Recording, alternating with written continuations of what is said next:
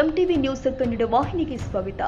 ಐತಿಹಾಸಿಕ ಬೆಳಗಾವಿ ಜಿಲ್ಲೆ ಚೆನ್ನಮ್ಮನ ಕಿತ್ತೂರಿನಲ್ಲಿ 25ನೇ ದಿನಕ್ಕೆ ಕಾಲಿಟ್ಟ ಕುಲವಳ್ಳಿ ಗ್ರಾಮದ 9 ಹಳ್ಳಿಯ ರೈತರ ಅಹೋರಾತ್ರಿ ಹೋರಾಟ ಇಂದು ಉರುಳು ಸೇವೆ ಮಾಡುವ ಮುಖಾಂತರ ಹೋರಾಟದ ಕಿಚ್ಚು ಮುಂದುವರೆದಿದ್ದು, ಈ ಸಮಯದಲ್ಲಿ ಉರುಳು ಸೇವೆ ಮಾಡುವ ಸಮಯದಲ್ಲಿ ಒಬ್ಬ ರೈತ ಅಸ್ತವ್ಯಸ್ತಗೊಂಡ ಘಟನೆ ಜರುಗಿದೆ.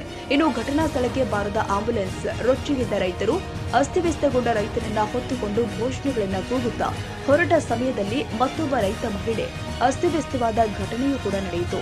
ನಂತರ ಕಿತ್ತೂರು ಪಿಎಸ್ಐ ಪ್ರವೀಣ್ ಗಂಗೋಲ್ ಮತ್ತು ಪೊಲೀಸರು ಪ್ರತಿನಿತ್ಯ ಜಿಲ್ಲಾಧಿಕಾರಿ ಮತ್ತು ನಮ್ಮ ಜಿಲ್ಲೆಯ ಎಸ್ಪಿ ಅವರಾಗಿರ್ತಕ್ಕಂಥ ಭೀಮಾಶಂಕರ್ ಸಾಹೇಬ್ರ ಜೊತೆ ನಾವು ದಿನನಿತ್ಯ ಕೂಡ ಈ ವಿಷಯ ಕುರಿತು ಮಾತಾಡ್ತಾ ಇದ್ದೀವಿ.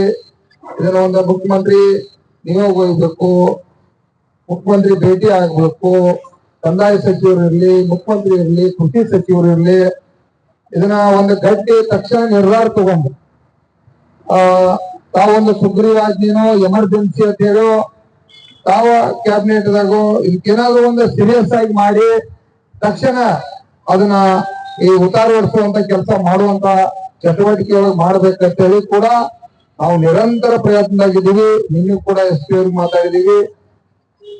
ಮತ್ತೆ ಅದೇ ರೀತಿಯಾಗಿ ನಮ್ಮ ಈಗೇನ ಹಲವಾರು ಈ ವಿಷಯ ಕುರಿತ ಎಂದು ಏನೋ ಒಂದು ಹೋರಾಟ ಮಾಡಿರ್ತಕ್ಕಂತ ಸಂದರ್ಭದಲ್ಲಿ ಸುಮಾರು ಕೆಲವು ರೈತರು ನಮ್ಮ ಕೃಷ್ಣಪ್ಪ ಅವರು ಇರ್ಬೋದು, ಅರ್ಜುನಿಗೆ ಹಲವಾರು ಮುಖಂಡರ ಮೇಲೆ ಏನ್ ಕೇಸ್ ಆಗೈತಿ, ಅದನ್ನ ತಕ್ಷಣ ಕೂಡ ಈ ರಾಜ್ಯದ ಮುಖ್ಯಮಂತ್ರಿ ಆ ಕೇಸ್ಗಳನ್ನ ವಾಪಸ್ ಬಿಡ್ತಕ್ಕಂಥದ್ದು ಮಾಡ್ಬೇಕನ್ನುವಂಥದ್ದು ಕೂಡ ಇವತ್ತ ನಾವು ಮುಖ್ಯಮಂತ್ರಿ ಅವರು ಕೂಡ ಈಗಾಗಲೇ ಹಿಂದೆ ತಂದಿವಿ. ನಮಗೂ ಕೂಡ ನನ್ನ ಮೇಲೂ ಕೂಡ 17-18 ಕೇಸ್ ಅದಾವು.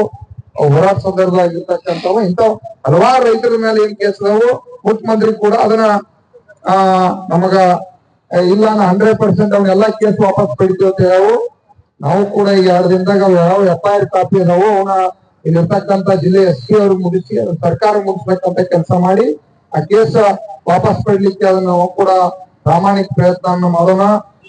ಇವತ್ತು ತಾವು ಏನ ಹೋರಾಟ ಮಾಡತ್ತೀರಿ ಇದು ಬಹಳ, ಯಾಕಂದ್ರೆ ಇದೇನ ಇವತ್ತಿಂದಲ್ಲ, ನೂರಾರು ವರ್ಷದ ಭೂಮಿಯನ್ನ ಉಳ್ತಕ್ಕಂಥವ್ರು. ಯಾರ್ಯಾರ್ದು ಅದು ಈ ಇಸಗಾತಿ ಜಮೀನ್ ಅಂತಾರ ನಮ್ ಕಡೆ ಅಲ್ಲ, ಅಂತ ಜಮೀನನ್ನ ಘಾತಕ್ ಜಮೀನ್ ಘಾತಕಿ ಇನಾಮ್ ಅಂತಾರು. ಈಗ ಮುಖ್ಯಮಂತ್ರಿ ಅವ್ರದನ್ನ ಎಮರ್ಜೆನ್ಸಿ ಡಿಸಿಷನ್ ತಗೋಬೇಕು, ನಮ್ ಜಿಲ್ಲಾ ಉಸ್ತುವಾರಿ ಅವ್ರು ತಗೋಬೇಕು. ಯಾಕಂದ್ರೆ ಇದನ್ನೇನ ನಾವಂತೂ ಆ ಭೂಮಿಯನ್ನು ಒಂದು ಇಂಚು ಕೂಡ ಬಿಟ್ಟು ಕೊಡುದಿಲ್ಲ. ಅದ್ರೊಳಗೆ ಅದೇ ಮಾತಿಲ್ಲ, ನಮಗ್ ಉತ್ತಾರ ಆಗಿರ್ತಕ್ಕಂಥ ಹೋರಾಟ ಮಾಡತ್ತು, ಸೇರ್ಪಡೆ ಆಗ್ಬೇಕು ಅಂತೇಳಿ ನಾವು ಹೋರಾಟ ಮಾಡತ್ತು. ಇದು ಗಂಭೀರತೆ ಇರ್ಬೇಕು. ಇವತ್ತು ರಾಜ್ಯ ಸರ್ಕಾರಕ್ಕಿರ್ಲಿ, ಅಧಿಕಾರಿಗಳಿಗಿರ್ಲಿ. ಬಂದಾಗ ಏನಂತ ಹೇಳಿದ್ರ ಅಂದ್ರೆ ಸರ್ವೆ ಮಾಡ್ತೀವಿ, ಪಿಟಿಸಿಗಳನ್ನ ಮಾಡ್ಕೊಡ್ತೀವಿ ಅಂತ ಹೇಳಿದ್ರ. ಅಲ್ಲ ರೀ, ಕಾಗೋಡ ತಿಮ್ಮಪ್ಪನವ್ರ 15-16 ಇಸ್ವಿಯೊಳಗ ಪಿಟಿಸಿಗಳನ್ನ ರೆಡಿ ಮಾಡ್ಕೊಟ್ಟಿದ್ರ ಅವ್ರ ಕಂದಾಯ ಸಚಿವರು ಇದ್ದಾಗ. ಅಂದ್ರೆ ಅವ್ರೆಲ್ಲಾ ಸುಳ್ಳೇನ್ರಿ? ಇವ್ರಿಗೆ ಅದನ್ನ ರದ್ದು ಪಡ್ಸಕ ಇವ್ರಿಗೆ ಯಾರು ಅಧಿಕಾರ ಕೊಟ್ಟಿದಾರಿ? ಜಿಲ್ಲಾಧಿಕಾರಿ ಅವ್ರಿಗೆ. ಅಂದ್ರೆ ಇವ್ರ ಅಧಿಕಾರ ಇಲ್ಲ ರೀ. ಅದೇನ್ ಜಾರಿ ಆಗೈತಿ ಅದ್ರೊಳಗ ನಮ್ ರೈತರಿಗೆ ಖರೀದಿ ಮಾಡ್ಕೊಡೋಣ ಹೇಳತ್ತಿಲ್ಲ ನಾವು.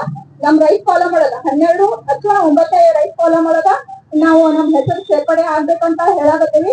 ಆ ಪ್ರಕಾರ ಅವ್ರ ಮಾಡ್ಕೊಡ್ಲೇಬೇಕ್ರಿ. ಯಾಕಂತ ಹೇಳಂದ್ರೆ ಅದನ್ನ ರದ್ದು ಮಾಡೋ ಹಕ್ಕ ಅವ್ರಿಗಿಲ್ಲ. ಅದಕ್ಕೇನ್ ಕಾರಣ ಐತಿ? ಸೂಕ್ತ ಕೊಡ್ಬೇಕ. ಅವ್ರಿಗೆ ಏನೇನ್ ಡಾಕ್ಯುಮೆಂಟ್ ಬೇಕಾಗಿದಾವ ನಮ್ಗೆ ಬಂದ್ ಕೇಳಿದ್ವಿ, ನಾವು ಕೊಡಕ್ ರೆಡಿ ಇದೇವಿ. ಅದನ್ನ ಯಾರ್ದೋ ಪ್ರಭಾವ ವ್ಯಕ್ತಿ ಮಾತು ಕೇಳ್ಕೊಂಡ ಅದನ್ನ ರದ್ದು ಪಡಿಸಿ ರಿಟರ್ನ್ ಮತ್ತ ಮರಳಿ ಸರ್ವೆ ಮಾಡ್ತೀವಿ ಅಂತ ಹೇಳಂತಂದ್ರೆ ನಾವು ಅವಕಾಶ ಕೊಡಂಗಿಲ್ಲ. ಯಾಕಂದ್ರೆ ಒಂದ್ಸತಿ ಪೇಪರ್ ರೆಡಿ ಆಗಿರೋದನ್ನ ರದ್ದು ಪಡ್ಸಕ್ ಇವ್ರೆ ಹಿಂಗಾಗಿ ಎಷ್ಟು ಮಾಡಿದಾರ ಹಂಗಂದ್ರೆ ಇವ್ರು. ನಮ್ದು ಹಿಂದೆ ನಮ್ಮ ತಂದೆ ಅವ್ರದೆಲ್ಲ ಇತ್ತು ಅಂತ ಹೇಳಿದ್ದೇನೆ ಲಾಸ್ಟ್ ಟೈಮ್. ನಮ್ ರೈತ ಕಾಲಮ್ ಒಳಗೆ ನಮ್ ತಂದೆ ಅವ್ರ ಹೆಸರು ಇತ್ತ. ಅದನ್ನೆಲ್ಲ ಈಗ ಅಂದ್ರೆ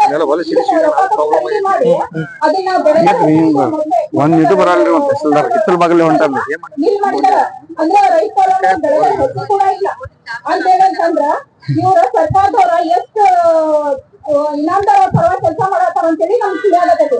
ಯಾಕಂತ ಹೇಳಿದ್ರೆ ನಾವು 25 ದಿವಸ ಆಯ್ತು ತಹಸೀಲ್ದಾರ್ ಆಫೀಸ್ ತಿಂದ ಹೊಟ್ಟಿಗೆ ಅನ್ನ ತಿಂತಾರ, ಸಗಣಿ ತಿಂತಾರ ಗೊತ್ತಿಲ್ಲ. ಯಾಕಂದ್ರೆ ನಾವು ರಾತ್ರಿ ಹೊಟ್ಟೆ ಅನ್ಲಾರ್ದ ಹೋರಾಟಕ್ಕೆ ಮಕ್ಕಳ ಮನೆ ಅದಕ್ಕೆ ಬರತ್ತೀವಿ. ಅವ್ರಗ ಇಲ್ಲ ಇಲ್ಲ ಇರನ್ ಅಂಗಡಿ ಇರನ್ ಅಂಗಡಿ ಯಾರ ಇರನ್ ಅಂಗಡಿ ಯಾರ ಫೋನ್ ಬರಾಗ ಹೆಂಗ ಅಡ್ಡಾಡ್ತಿದ್ರಂದ್ರ ಅದೇನೋ ಹುಟ್ಟ ಬೆಕ್ಕಿನಂಗ ಅಡ್ಡಾಡ್ತಾರಲ್ಲ ಹಂಗ ಅಡ್ಡಾಡ್ತಿದ್ರ ಅವ್ರ.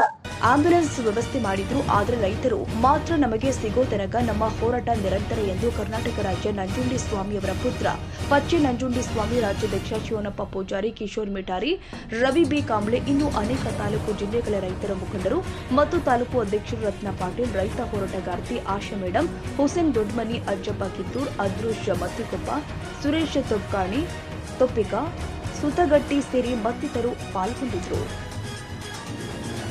ತಾಜಾ ಸುದ್ದಿಗಾಗಿ MTV ನ್ಯೂಸ್ 24/7ಗೆ ಸಬ್ಸ್ಕ್ರೈಬ್ ಮಾಡಿ ಮತ್ತು ಬೆಲ್ ಐಕಾನ್ ಅನ್ನು ಒತ್ತಿ. ತಪ್ಪದೇ ಲಿಂಕ್ ಶೇರ್ ಮಾಡಿ.